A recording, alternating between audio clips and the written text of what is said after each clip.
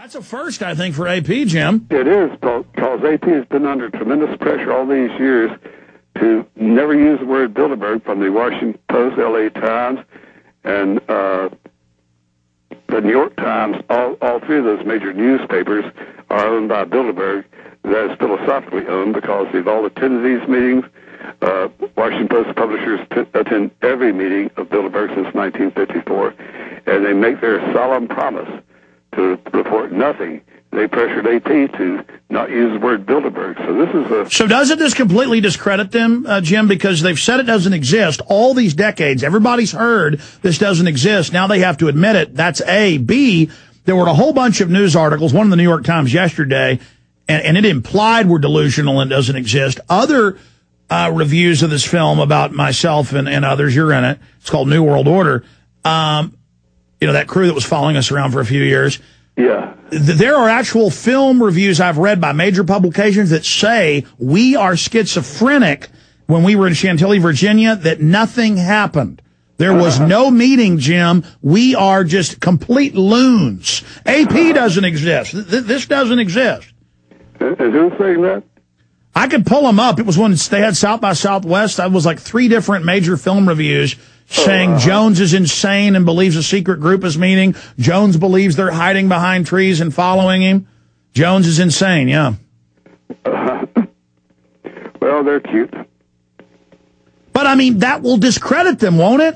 Certainly will. And as I say, the awareness grows among the American people. Well, you saw at Chantilly all those young Ron Paul types of kids out there, and we had Americans coming from as far away as Los Angeles to Greece to chase down Bilderberg. And as we said, the number of reporters, as usual, in recent years in Europe has been very large. The more they make an ass of themselves, the more ink they get, which they do not want. Well, it's like when they grabbed me for 15 hours that time and you had to come with the media and get me out of the jail cell, basically. That blew up in their face and was all over the news. There was no coverage of it until they did that. And that's exactly what they wanted to avoid. Well, for masters of the world, which they brag they are in their own minutes, why can't they figure that out, that arresting us is going to give more attention? I don't think they're very bright. Must be too much inbreeding. Jim, I'm not going to keep you much longer, but any other observations? I know you got great reports at AmericanFreePress.net. Anything else you learned from this year? I'd urge all patriots within the sound of our voices to tell their congressmen and senators right now that they're going to be pressured to embrace the International Criminal Court, which, of course, would be another huge surrender of national sovereignty to a court that be superior to our own Supreme Court.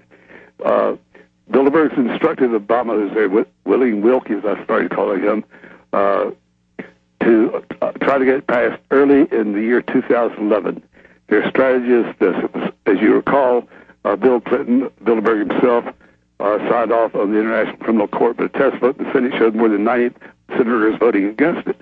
But many of those left-wing senators did not want to vote against it, but they were scared of their constituents because they heard from them.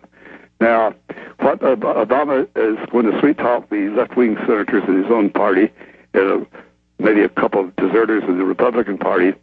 Don't worry, this is going to be done very quietly. When the new, more left-wing Congress is elected in 2010, in January of 2011, when the newly elected Congress is seated on a Saturday night, late on a Saturday evening, we'll quietly pass. The Senate will quietly ratify the International Criminal Court. And by the way, that just won't kill sovereignty. The International Criminal Court has no free speech, no rights. Very tyrannical. Now, what about Iran? What about Iran is, because the word is they're talking with Israel about letting them hit them in the next couple of years. What do you know about that from Bilderberg? Bilderberg is not, is very concerned about whether or not there will be a big conflagration in the Middle East with Israel doing a preemptive strike. I don't know for sure, but I think they're telling Israel to try to take a deep breath now, because they are concerned. Of course, they have heavy oil interests in the region themselves, that preemptive strike against Iran. Iran fires back, and there's a nuclear holocaust in the Middle East. So they seem to be very nervous about that.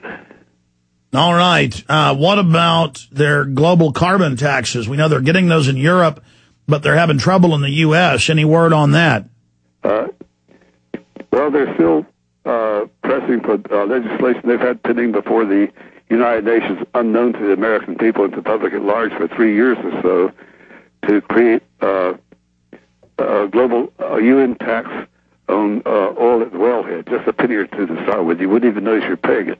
But symbolically, you'd be paying a direct tax to the world government every time you bought gasoline for your car or your lawnmower or oil for any purpose. And then, of course, over the years, it would be cranked up to a significant amount. But to set the precedent of a direct tax by the United Nations on the people of the world, that's what's most important to them, that symbol of all-powerful government. Are they worried about I know they're scared about the anti-EU movement. Are they figuring out we have 179 sponsors to audit the Fed and that the End the Fed movement is rising? They're confident they can pressure enough congressmen to block it, but we can hope they're wrong. They're a little bit nervous about it, but they believe that they'll be able to block it. We all hope they could not.